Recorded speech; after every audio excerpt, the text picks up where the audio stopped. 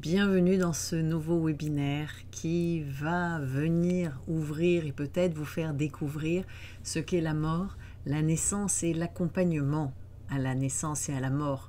C'est important d'avoir les trois ensemble, en tout cas cela m'a semblé important. On peut difficilement séparer la mort de la naissance. Ce sont deux états qui sont continuellement en alternance et intriqués l'un l'autre dans notre vie quotidienne. Dans ce webinaire, on va regarder un petit peu ce qui se passe plus précisément pour chacun de ces passages et en même temps chacun de ces passages est l'inverse de l'autre et permet d'éclairer les autres facettes. On terminera par l'accompagnement parce que la mort est vraiment un passage où il y a de nombreuses possibilités et les vivantes jouent dans cette dimension et dans des dimensions de l'autre côté. Donc c'est important que les vivants connaissent aussi ce qu'ils peuvent faire, ce qu'ils sont, la posture à être au moment où cette expérience se présente à eux pour faciliter le passage de celui qui est en train de mourir, mais faciliter leur propre passage aussi dans la vie. Et si la mort était un vaste mirage, une illusion, finalement, elle n'existe pas dans la réalité matière, mais dans la réalité de l'immatière, la mort n'existe pas. Tout est vibration continuelle. Qu'est-ce que ça veut dire ce mirage pour nous qui sommes vivants? Est-ce qu'on peut arriver à le comprendre? Est-ce qu'on peut arriver à avoir des petits signes qui nous permettent d'exprimer ce qui est en train de se passer chez la personne qui est en train de mourir? Ce webinaire est vraiment né de l'expérience que j'ai pu faire en accompagnement en soins palliatifs, que j'ai pu faire aussi sur des bébés qui étaient encore dans le ventre de leur maman et puis qui sont nés et qui maintenant ont presque 10 ans. C'était vraiment un webinaire que je tenais à présenter dans la joie aussi, dans la bonne humeur, avec des exemples pour essayer d'ouvrir cet espace de la mort qui parfois nous semble compliqué et l'espace de la naissance encore plus compliqué puisque quand notamment à la naissance du premier, vous avez papa, vous avez maman et là tout bouge et tout change. Donc, on verra un petit peu ce que l'on peut faire avec ces nouvelles étapes. Les textes écrits que je vous présente ne sont qu'une toute petite partie de l'apprentissage que j'ai entamé et ce webinaire va évoluer dans les mois, dans les années qui vont arriver. Je mettrai d'autres sources, j'adjoindrai des vidéos et de temps en temps j'enlèverai celles qui me sembleront dépassées. Donc quand vous vous engagez dans ce webinaire, vous vous engagez aussi dans quelque chose de nouveau. L'avantage des textes écrits, c'est que vous allez voir que le mot et le texte en tant que tel ne sont la représentation que d'une réalité. Cela va vous montrer aussi ce que j'ai pu apprendre à travers certains textes, mais aussi vous permettre d'avoir une réalité un peu plus palpable et compréhensible. J'y ai ajouté des images et des schémas que vous puissiez un petit peu plus comprendre avec d'autres explications ce qu'il se passe. Qu'allons-nous voir de façon plus précise?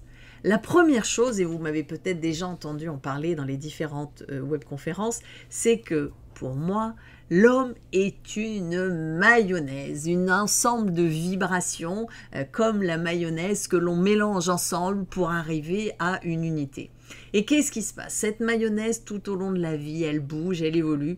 Et au moment de mourir, c'est comme si on séparait des éléments qui sont en fait inséparables dans la matière. Donc comment résoudre cette quadrature du cercle? Comment la comprendre? Qu'est-ce qui se passe pour la personne quand elle est en face de la mort? C'est-à-dire qu'elle s'est séparée de son corps physique. Qu'est-ce que ça veut dire? Qu'est-ce qu'elle vit?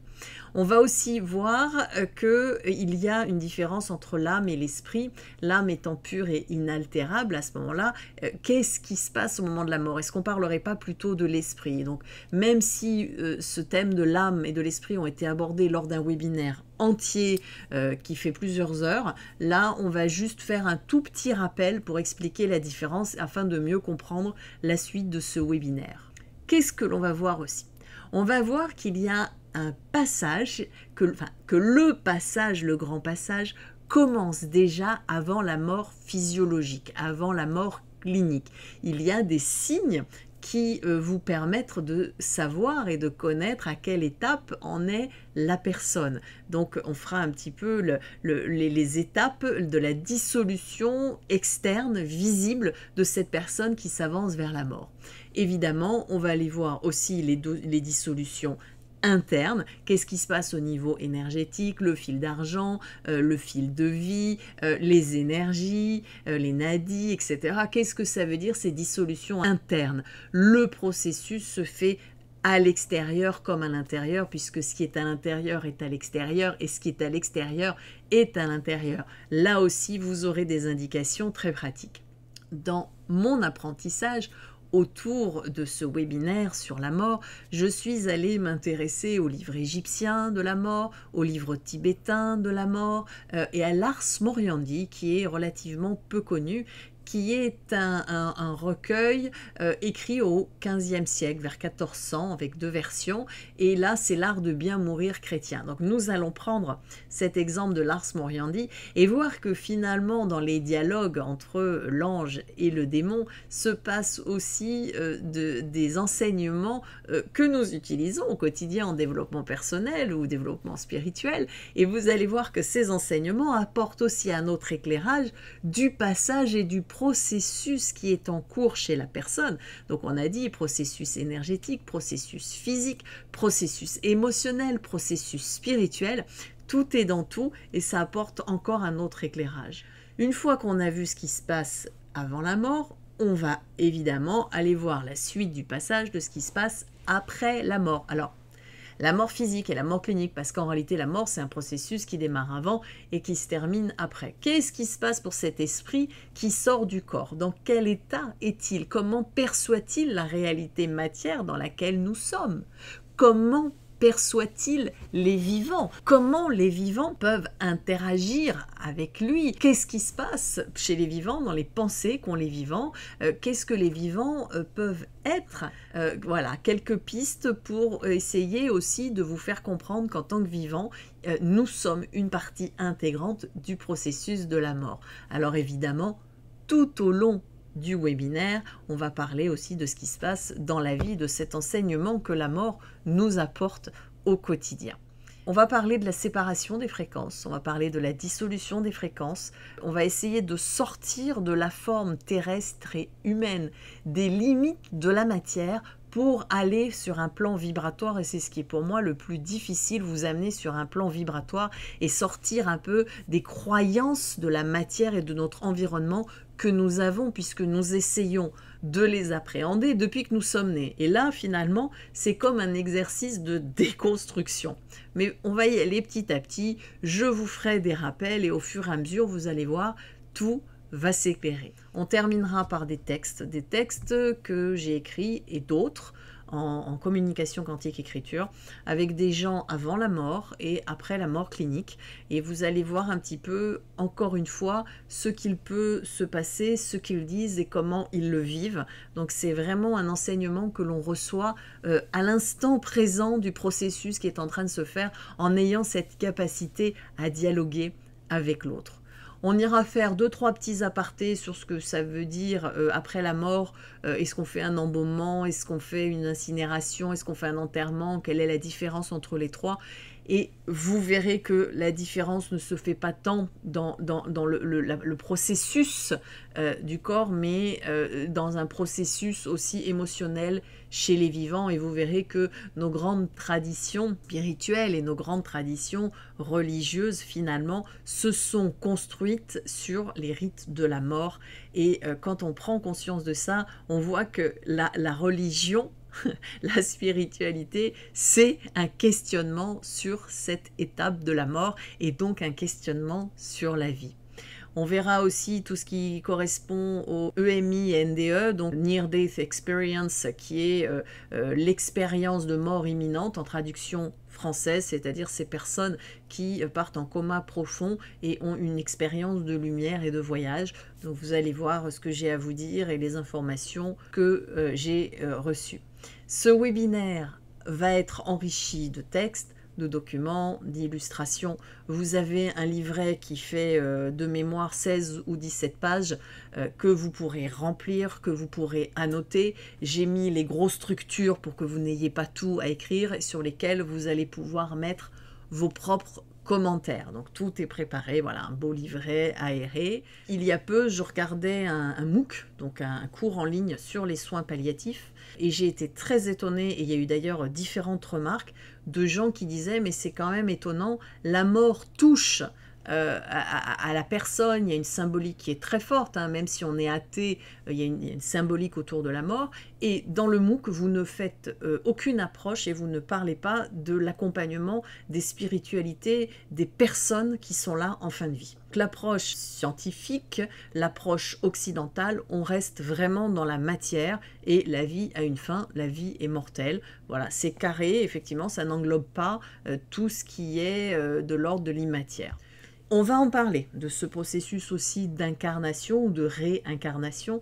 Qu'est-ce que ça veut dire? Est-ce qu'en Occident, on a bien compris ce que ça veut dire? Et vous allez voir, il y a des textes aussi, je vais vous donner des illustrations, peut-être pour vous amener dans l'entre-deux, que la réincarnation, c'est pas la réincarnation du moi, c'est pas la réincarnation d'un même paquet d'âmes qui vient, clac, dans un autre corps, et si ça se situait au milieu de tout cela aussi, quand on revient à la base des grandes traditions.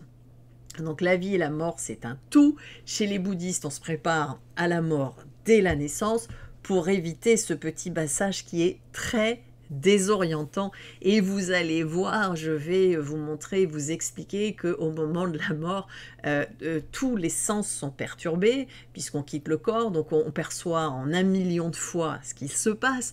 Donc qu'est-ce que ça veut dire pour la personne qui est morte? Ça laisse quand même songeur et surtout ça demande peut-être un petit temps de préparation, en tout cas de compréhension pour ne pas être surpris de cet univers qui s'ouvre, qui n'a ni haut, ni bas, ni droite, ni gauche, qui est intemporel, qui est multidimensionnel, et là il y en a certains qui se perdent aussi. En fait, en allant s'intéresser aux différentes croyances, aux différents processus de la mort, en intégrant à chaque fois les textes et les enseignements que j'ai pu recevoir, vous allez voir qu'on retrouve quand même tout le temps dans les grandes traditions ce désir du repos de l'âme. Et si finalement c'était l'âme ou l'esprit qui sont au centre des interrogations de la mort. Toutes les croyances sont légitimes. Vous allez voir, on va passer de l'une à l'autre et vous allez voir peut-être cette ouverture qu'à peu près tous, au bout d'un moment, disent et expriment la même chose quand on les lit d'une manière ou d'une autre. Chaque croyance est légitime. Ce que je crois, je le crée. C'est la même racine. Donc, attention à la projection de vos croyances dans certaines croyances, notamment celles qui concernent tout ce qui est bas astral et compagnie. Tout ça, on va en parler, on va regarder ce que ça veut dire, on va voir aussi comment le faire évoluer, comment le gérer. Plus vos croyances seront ouvertes, plus vous pourrez appréhender cet espace vibratoire qu'est la mort. Et vous verrez que vous aurez peut-être beaucoup moins peur de la mort. Donc, ce qui est intéressant, c'est de parler de ce véhicule transitoire qu'est notre corps, dans lequel il y a une partie spirituelle. Qu'est-ce qui se passe? Qu'est-ce que ça veut dire? Qu'est-ce que ça veut dire quand on quitte cette stabilité de matière ou cette illusoire stabilité de la matière dans ce petit passage qu'est la mort? Comment on peut l'accompagner? Quelles sont les connaissances à connaître pour s'y préparer? Qu'est-ce qui se passe après la mort? Ce sont des thèmes que l'on va aborder, que l'on va creuser avec des documents, des histoires et des enseignements aussi et l'expérience des uns et des autres que je rassemble dans ce grosse partie, dans ce webinaire qui n'est que la première partie d'un triptyque de 3. Belle découverte, j'espère que vous vous amuserez et que vous apprendrez plein de choses ou que vous aurez envie de partager avec nous dans les commentaires. N'hésitez pas, vous avez des cases de commentaires à chaque fois sous chaque vidéo. Mettez-les, je viendrai y répondre, d'autres viendront y répondre. venez nous rejoindre sur le groupe Facebook public. Venez nous rejoindre pour échanger, nous poser vos questions, que l'on vienne aussi échanger sur la vision des uns et des autres et notre façon d'exprimer la mort, de l'imager et des mots et des images que nous utilisons les uns et les autres. C'est par l'échange que nous allons grandir et peut-être que l'un aura une image qui sera meilleure et plus parlante que les miennes, l'autre aura une image qui sera plus parlante pour une autre personne, que l'on vienne s'enrichir les uns les autres.